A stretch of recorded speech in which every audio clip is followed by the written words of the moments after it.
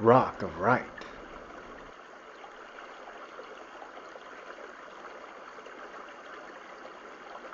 In the name of Allah, most gracious, most merciful. O you who desire to live the life of right, the law of Allah is written on the rock of right. The word of Allah is sure. It cannot pass away until it accomplishes that whereunto it has been sent.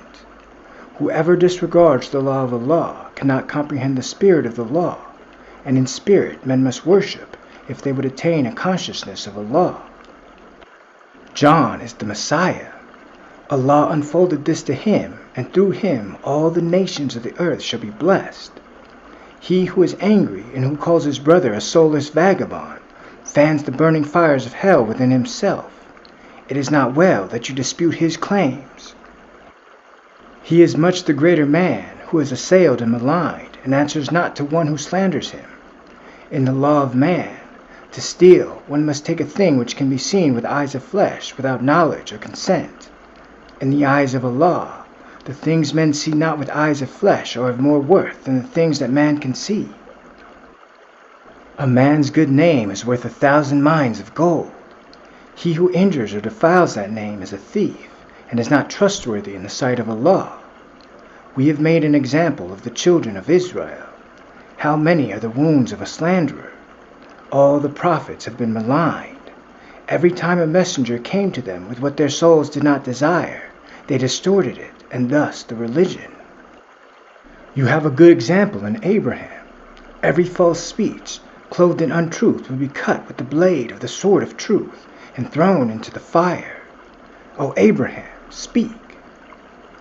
I give glory and praise to Allah. Shall I come before the Lord and bow myself to Allah the Most High?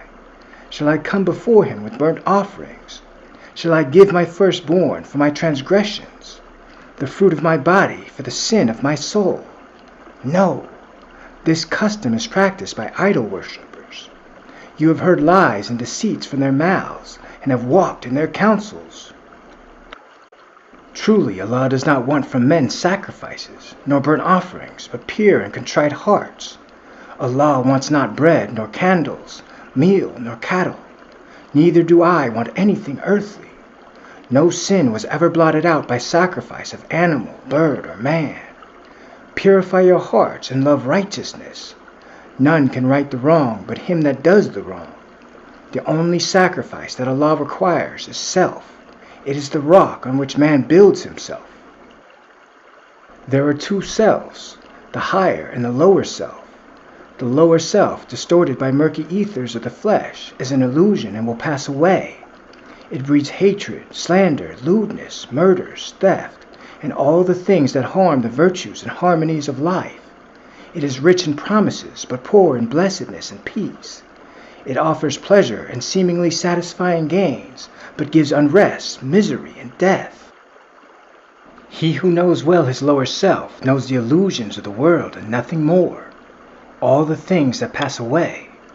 The higher self is the embodiment of truth, justice, mercy, love, and right. He who knows his higher self knows Allah, and knows well the things that cannot pass away. The lower self is what the higher self is not. When the lower self has been dethroned, then love will be exalted, for you will have risen above the carnal self, and will breathe forth gladness and goodwill. Man was created by Allah with wisdom, truth, and right, and so he has the power to choose. He may attain to the greatest heights, or sink to the lowest depths. Indeed, you have a good example for everyone who looks forward to Allah in the last day. Turn from the lower to the higher self. Spurn the carnal self with all its vainness and its pride. If you are worthy of the crown of life, you will be slandered. All the prophets have been vilified.